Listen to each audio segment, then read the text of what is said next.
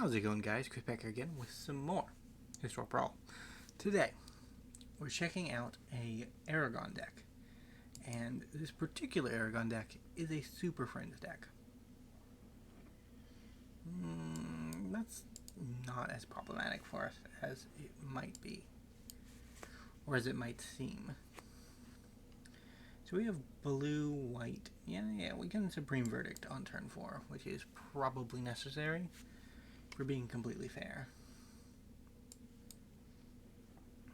We do have to be careful about how we play our land, so Brushland is next, Yavimaya. I guess we don't need to be too careful.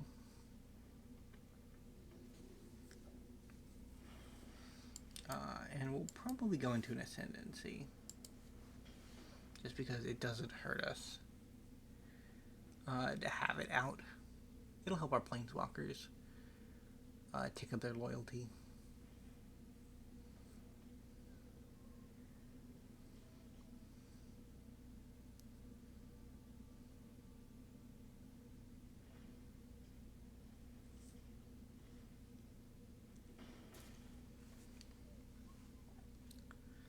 Is 2 damage enough to worry about it? I don't think it is.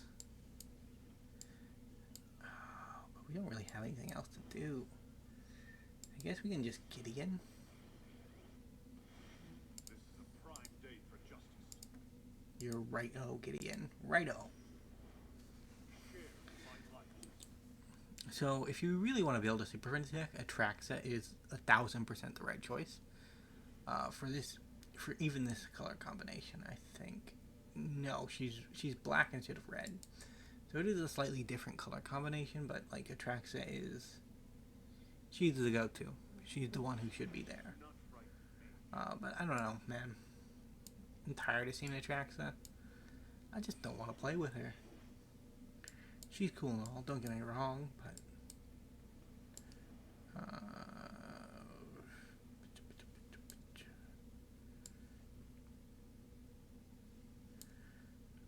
I guess I just play Gideon. You're indestructible, so... I guess we go with the plan? We go with the plan.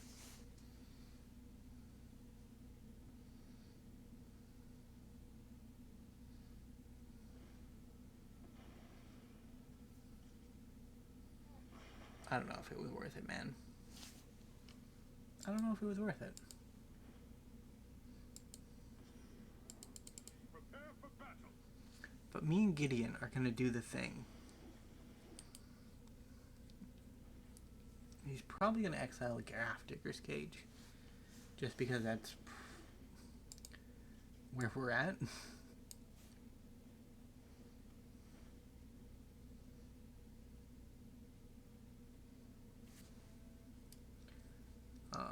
Pure land, I guess.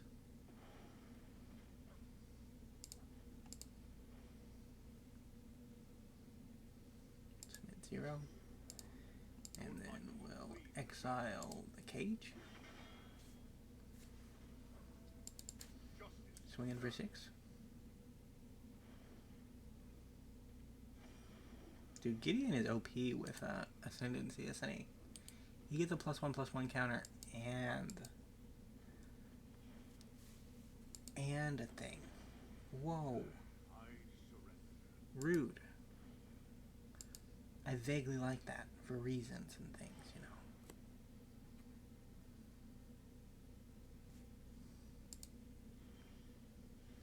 know. Calyx? You want to do Calyx things? Exile there under the Ascendancy. And I guess we'll look at the top 4 cards. No. Wow, what is that splash screen? Wait, where did that come from? Where did it go?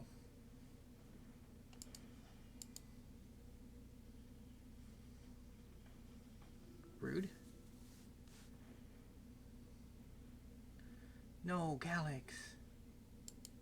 I need to get down my army and I can, and then all of these sad trades will be worth it. Dude, Urza, he's gonna activate so many times. It's gonna be sick. It's gonna be sick.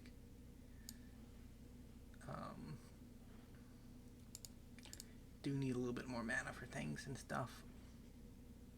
So, we'll kill the boy. The boy with lifelink. In the Heliod deck. Ew. Disgusting.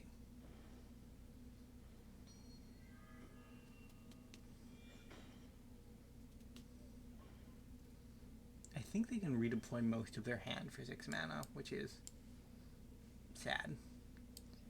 But I think this works, right? It doesn't. Oh, it doesn't. It doesn't work. Color? What colors can you give me? Blue? That makes sense. Resolve. I like it. It actually did work out right because Mightstone can activate for abilities, which is cool. Abilities are a cool thing. I wish there were more of them.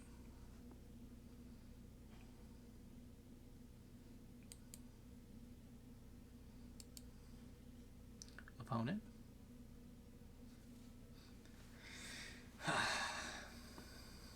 What are they worried about?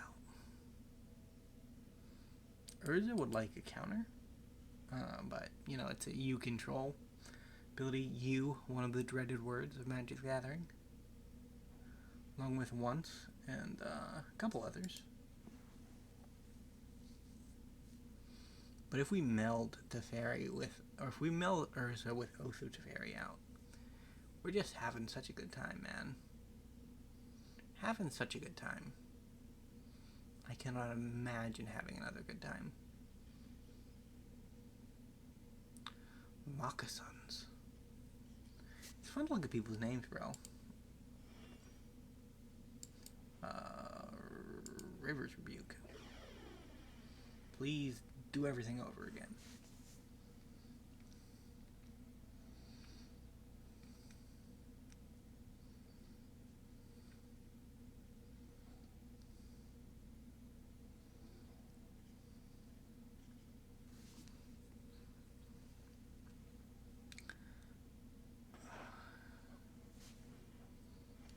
I don't know, I feel like maybe Moccasins has lost interest to a degree, you know? Heliod? Nope, more Mana Rock. Then Heliod. Heliod is a cool boy. I think I will get myself one of these. Exile that cool boy. I am the master of this domain.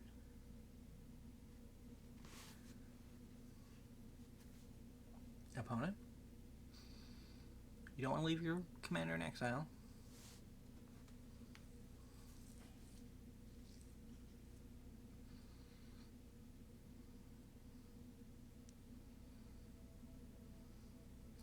I think Soul Warden's getting an exile too.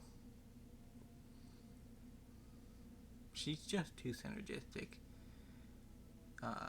in this particular type of deck, so like bye-bye so long.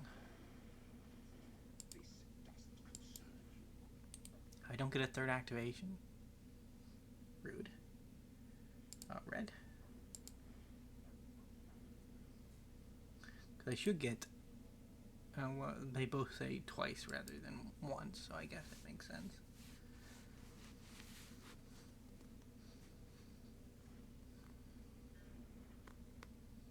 I don't know, I was dreaming big, man. I was dreaming big.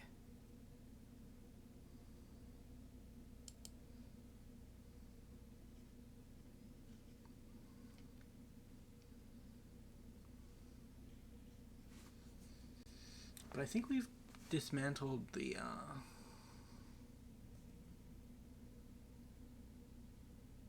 think we've dismantled the Moccasin player. Or the Heliod player. Unleash. Cool, cool.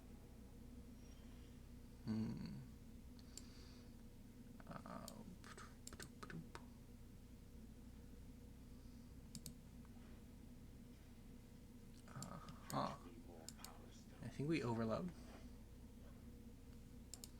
And then we just make soldiers. Each device has a role in my plan. Good work, Urza. Urza Planeswalker. I never thought we'd see his card, honestly. Like, when me and my friends first got into Magic, there was a big lore discussion about who the most powerful character in Magic the Gathering was. And I was always on Team Nicol Bolas, still am to this day, but there was a small faction among my friends who were on Team Urza, claiming that he was the most powerful character. And you know,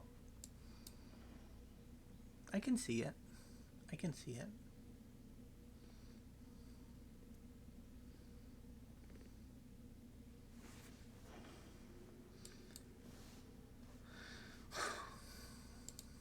Yeah, let's make one of our soldiers bigger.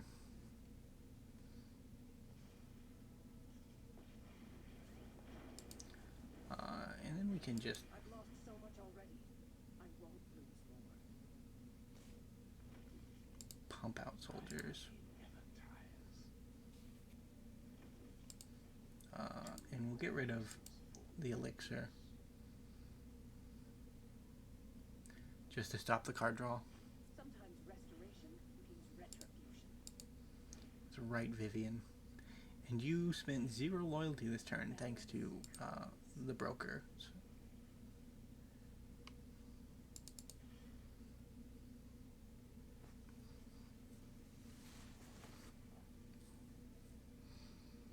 And Aragon is good at it. He's a reasonable commander. I was a little bit worried that putting him in a shell where there are so many mono-colored cards would be a bit rough, but everything just synergizes well together, right?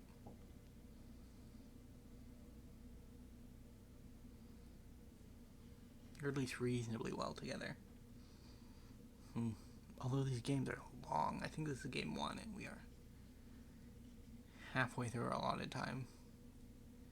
So it's looking like it'll be a 2-game shout.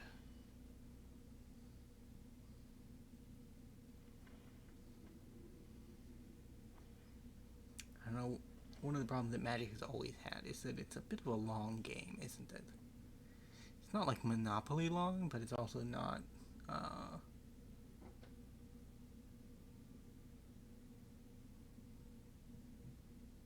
not that short of a game.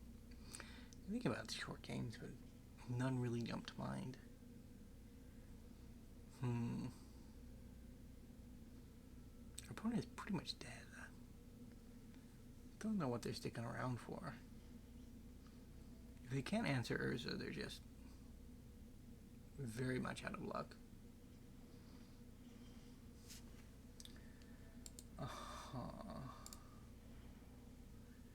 Cancel. Let's let Vivian do it. That can't help you now. And then Urza can remove the biggest attacker and just... and let's block this game away.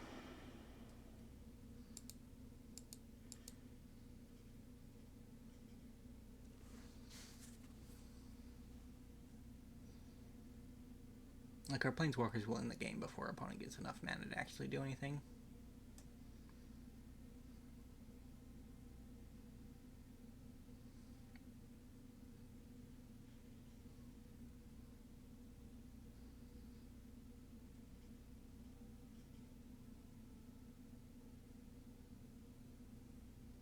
They're a bit of a thinker. I do appreciate that.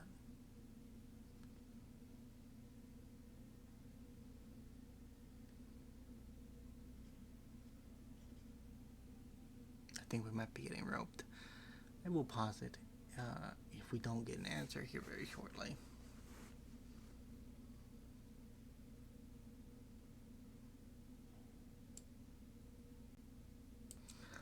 No sign of our opponent yet. They used 3 timeouts. So, I'm assuming that the final timeout will happen during their turn. We don't know for sure, but it did give me a good chance to get hydrated, which I do appreciate. I like to be friendly to my opponents, but sometimes you just don't run into friendly opponents. I don't know, I've been reading horror stories from MTGO, the subreddit, where it's just screenshots of very angry people, and it's like, oh my god, how do you get that mad over a game, man? I just don't get it.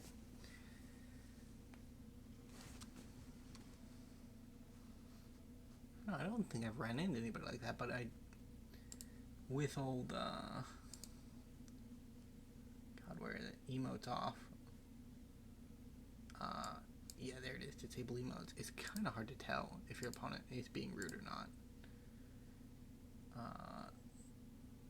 This should be the last one. Yeah, it's the last one. Okay. Well, that's sad, bro. I didn't want to get timed out. But as I've been really into Morrowind again recently, it is one of the beloved games of my childhood, and although I didn't really discover it until much later. But it's one of those acquired taste games, right? And I know it is, but I will always recommend it, because there is fun stuff to do there. Although I will admit that, like, the first 4 times I played it, I essentially just got lost and accomplished nothing. So, like, hey, do we keep this? No, I don't think we do. Free mulligan? This is better. Tapland into Shrine, Shrine into Stone. And then with Stone, hopefully we could get a 3rd mana source. Deification. Now that's a fun card. It basically is... It reduces damage that will be dealt to your planeswalkers.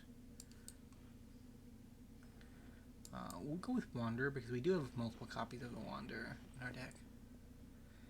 We did unfortunately grow the Ledger Shredder. I did not think about that. I acted on impulse. Oh. Wander.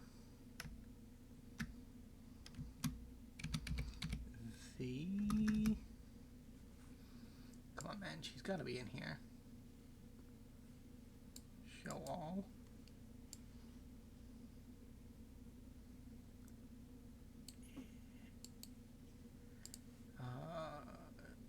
You don't have a type? You know what? We'll just go Teferi then.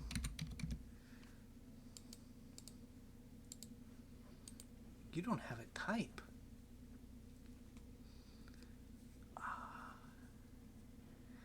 I mean, from a lore perspective, never mind. It's gonna make a bad joke. That's weird, man. She's just legendary planeswalker. All other legendary planeswalkers get a type.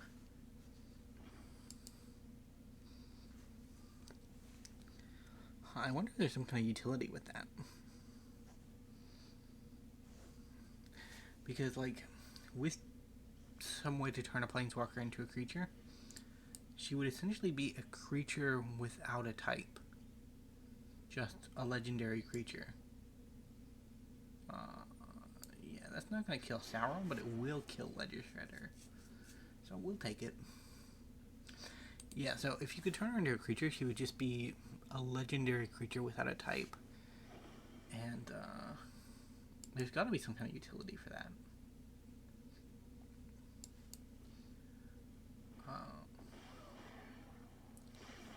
We got a 2-for-1.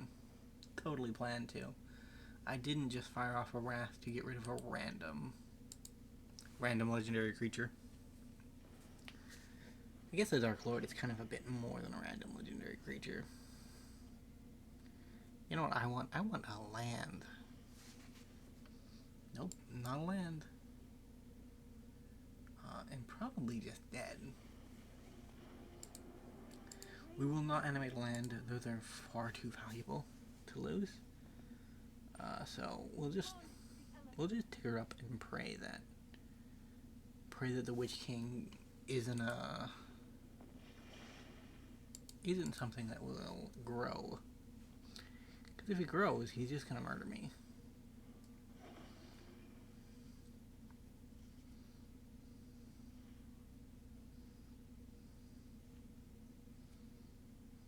We do get to cast our Wrath, though.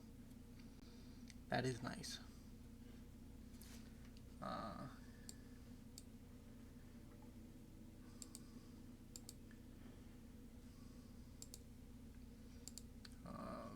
Green.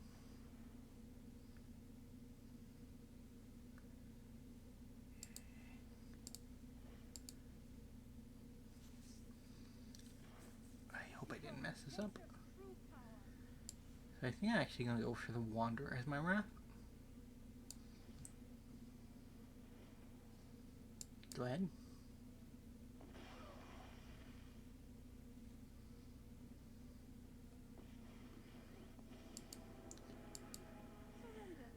And then we choose. Farewell would have done a better job, but this way we had to keep a creature.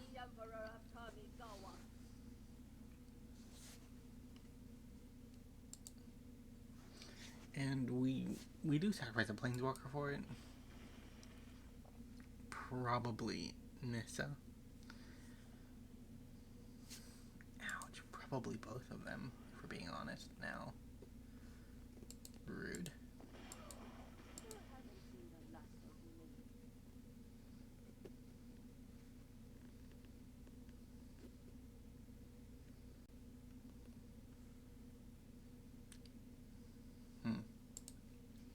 Bye-bye, Nissa.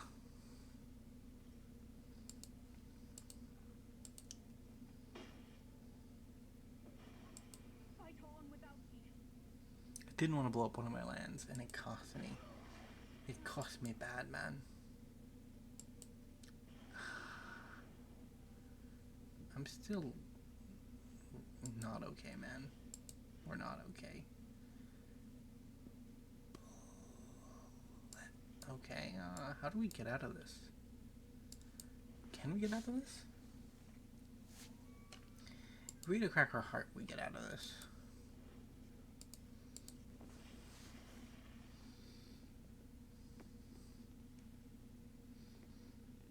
We're limping along really well.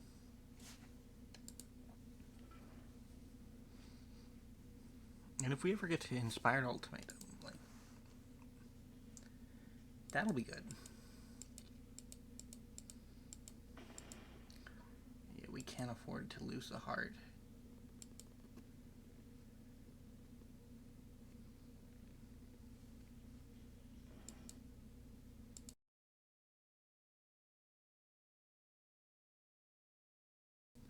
That's really bad. That is really, really bad.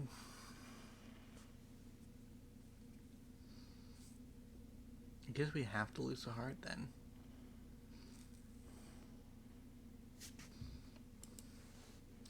Yeah, we have to lose heart.